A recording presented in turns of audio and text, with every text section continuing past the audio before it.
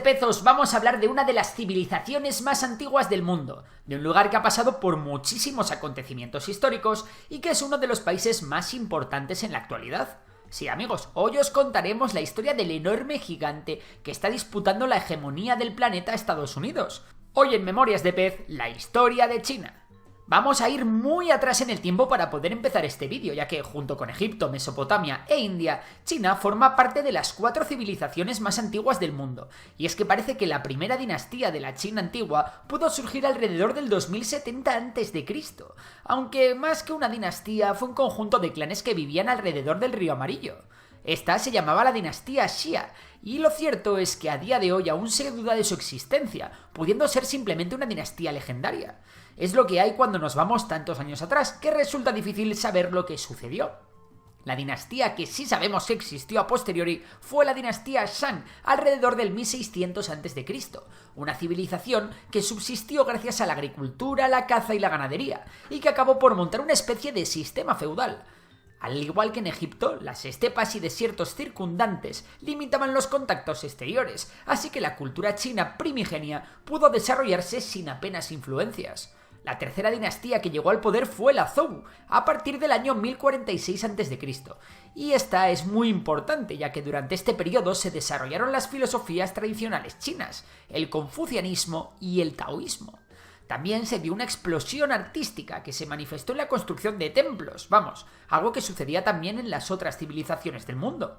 Tras un periodo conocido como la primavera y el otoño, que fue bastante sangriento, a pesar de lo bonito que suena, y otro, llamado el de los reinos combatientes, China quedó desintegrada en un montón de estados independientes, uno de ellos dominado por la dinastía Qing, pues resulta que durante los reinos combatientes, en el 221 a.C., los Qing conquistaron todos los estados en una lucha ferocísima y unificaron China por primera vez en su historia en un imperio.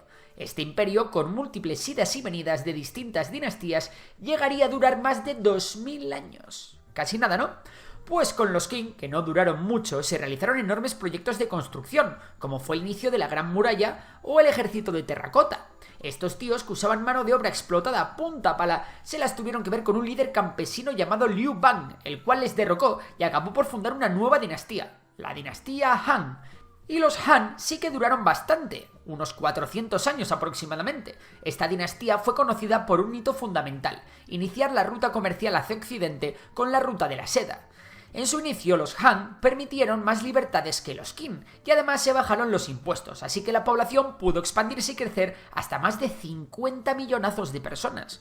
No obstante, también se generó un sistema burocrático que acabó por explotarle en la cara a los emperadores, y en el año 9, un funcionario llamado Wang Mang consiguió dar un golpe de estado y establecer otra dinastía que duró 14 años.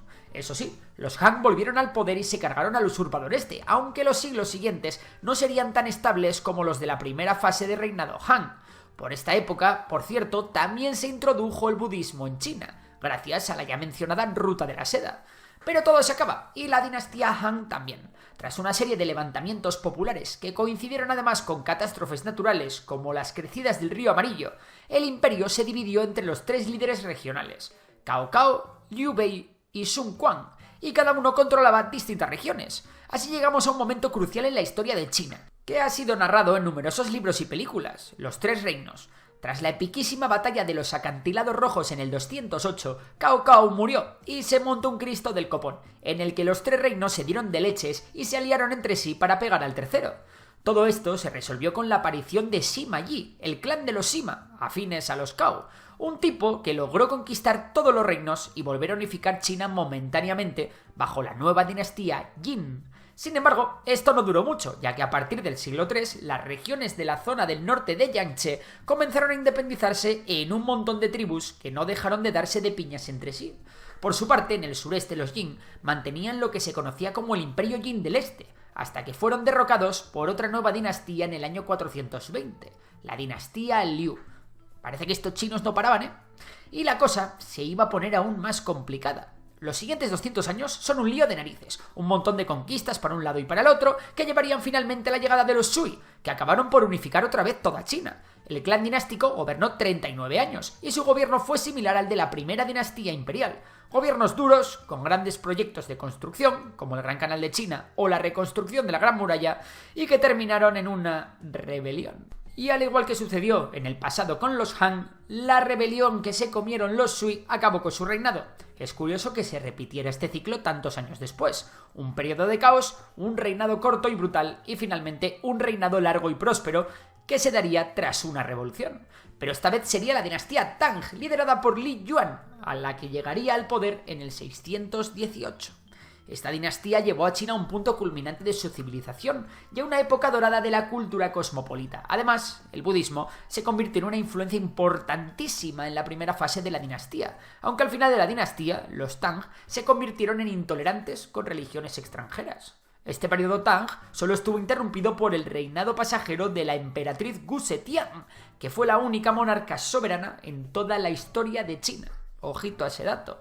No obstante, tras este periodo de prosperidad llegó una fase llena de guerras civiles y ataques de otros imperios. Al igual que sucedió en el pasado y sucedería en el futuro, los Tang también tuvieron que hacer frente a los invasores que venían desde las estepas del norte.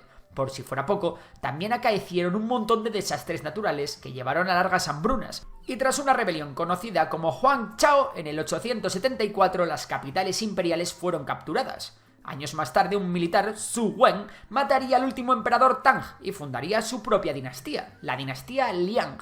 Así que, otra vez, China volvía a estar dividida en un montón de reinos, y evidentemente todos estos reinos se volvieron a dar de palos y se formó otro lío del copón. Este periodo se conoce como el de las 5 dinastías del norte y los 10 reinos del sur. Ya con este nombre os podéis imaginar el panorama. ¿Y cómo acabaría todo este embrollo?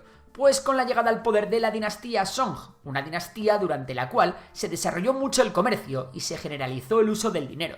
Su mandato llevó a una inmensa movilidad de personas que se fueron mudando a grandes ciudades. El reinado de esta dinastía, hasta el 1279, fue generalmente próspero y la economía logró mantenerse, además de que por primera vez se estableció una armada permanente. También se consiguieron importantes logros tecnológicos como la invención de la pólvora o de la impresión de la madera. No obstante, a la dinastía le llegó el ocaso con la victoria militar de los mongoles, y China fue conquistada por primera vez por invasores extranjeros. Así, los emperadores mongoles, de la que sería la dinastía Yuan, fundada por el nieto de Genghis Khan, tuvieron que gobernar una sociedad muy distinta a la suya. Como era de esperar, la situación se volvió muy inestable, y esto fue agravado por otras inundaciones del río Amarillo, que provocaron, como no, hambrunas. Y no nos olvidemos de que la peste también llegó a China. Así que repitiendo el bucle eterno que se daba en China, de la estabilidad se pasó a la inestabilidad y numerosas rebeliones sucedieron en los años del gobierno mongol. En el año 1368, un líder rebelde funda la dinastía Ming y logra expulsar con éxito a los mongoles. Este tipo, conocido como Hongwu, moriría a los 71 años y se cometería la bestialidad de quemar a docenas de concubinas para enterrarlas con él tras su funeral. Para que veáis lo bestia que era esa gente por aquellos tiempos. Bajo la dinastía Ming se vivió una era de gobierno disciplinado, a la vez que de estabilidad social, y se construyó una vastísima flota que llegó a ser de las más fuertes del mundo. Además, se siguió ampliando el Gran Canal y también la muralla china, y se fundó la ciudad prohibida en Pekín. Y a ver si adivináis qué pasó a continuación. Pues sí, crisis políticas, hambrunas y rebeliones. Y como no, la aparición de otra dinastía, pero esta va a ser especial, ya que será la última dinastía del Imperio Chino, así que prestad atención. Li Zicheng fue esta vez quien se declaró emperador y derrocó a los Ming. La dinastía que se fundaría tras él en el 1644 sería la de los Qing, una dinastía de origen manchú, de Manchuria. Con ellos, el aumento de la población de China sería enorme, de unos 130 a unos 400 millones de habitantes. Gran parte del mapa actual chino se forjó durante esta dinastía, y con los emperadores Kangxi, Yongzheng y Qianlong se produjo una época de esplendor de 135 años. Durante los 300 años de gobierno Qing también se darían numerosos enfrentamientos con otras potencias, como la Guerra del Opio, que enfrentó a Reino Unido y a China entre el 1839 y el 1842. Con la Segunda Guerra del Opio, en el 1856, las potencias occidentales obligaron a China a reformarse, y como resultado de estos procesos, Reino Unido consiguió la soberanía sobre Hong Kong. Por otra parte, la rivalidad con Japón por el control de Corea derivaría en la Guerra Chino-Japonesa del 1894, en la que China perdería y tendría que firmar el Tratado de Shimonoseki. reconociendo la independencia de Corea y cediendo Taiwán a Japón. Tras la muerte de la emperatriz Qing regente Cixi en 1908, el descontento del país era desmesurado. Y así, el 10 de octubre de 1911, se produciría en Wuhan un levantamiento que acabaría con el derrocamiento definitivo del último emperador Qing, Puyi, en 1912. La revolución liderada por Sun Yat-sen llevaría a la proclamación de la República de China, y el partido del gobierno, el Kuomintang, que estaba fundado por el propio Yat-sen, tendría que enfrentarse a dos problemas para estabilizar la situación. Por un lado, la presión comunista, y por otro lado, la lucha contra el imperialismo japonés. Empecemos por lo primero. El dirigente chino Chiang Kai-shek tenía la ardua tarea de acabar con los señores de la guerra que dominaban amplias zonas de China, y hacia allí partió con todo su ejército. Este momento fue aprovechado por los comunistas para intentar tomar el poder. Sin embargo, la cosa no les salió muy bien y los nacionalistas, liderados por Chiang Kai-shek, contraatacaron, dando comienzo a la Guerra Civil China. Los comunistas, entre los que empezaba a destacar un joven líder llamado Mao Zedong, fueron casi derrotados, pero la guerra se detuvo ya que nacionalistas y comunistas se tuvieron que unir para hacer frente a un enemigo común, Japón. Respecto a esto último, China se las vería canutas en el 1931, momento en el que Japón conquistó Manchuria y estableció el estado títere de Manchukuo. Esto inició la Segunda Guerra Sino-Japonesa el 7 de julio de 1937, un conflicto muy chungo con frentes extremadamente cruentos que sirvieron de antesala a la Segunda Guerra Mundial. Tras el ataque a Pearl Harbor en 1941, la guerra se fundió en el gran conflicto conocido como la Guerra del Pacífico, y una vez finalizada la Segunda Guerra Mundial, todos los territorios que Japón se anexionó fueron restaurados otra vez para China. Tras la guerra, cuando parecía que la cosa se iba a estabilizar y la República de China del Kuomintang iba a lograr permanecer en el gobierno, la cosa se puso gris. O más bien roja, ya que la guerra civil china entre nacionalistas y comunistas se reanudó en el 1947. Pero para entonces los comunistas se habían rearmado y eran muchísimos más, así que batalla a batalla los comunistas ganaron la guerra y tomaron toda la China continental.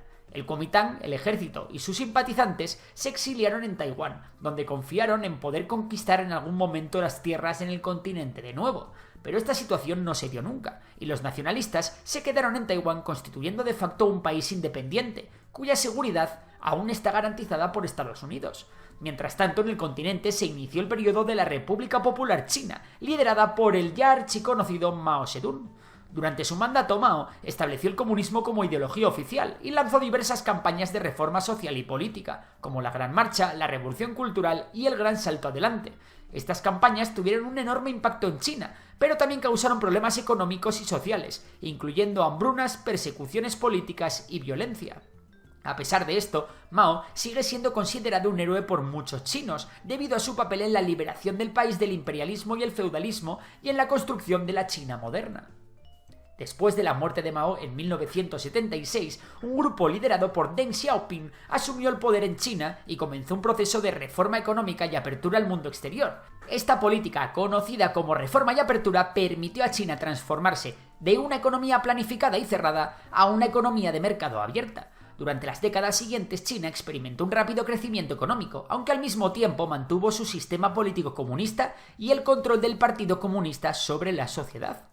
En las últimas décadas, China ha seguido fortaleciendo su presencia en el mundo, expandiendo su influencia a nivel global y postulándose como una de las primeras potencias del mundo. También ha sido objeto de tensiones comerciales y políticas con otros países, especialmente con los Estados Unidos, y como bien sabéis, fue el escenario inicial de uno de los episodios históricos más relevantes de la historia de la humanidad, hace nada más y nada menos que 2 añitos, la crisis del coronavirus. Como veis, es un país con una historia complejísima y parece que hacen falta cientos de vídeos para poder entender bien lo que allí ha ocurrido. Pero bueno, hasta aquí hemos llegado por hoy. Si os ha gustado ya sabéis que podéis darle a like, suscribiros y si os gusta la economía, seguir a Memorias de Tiburón, mi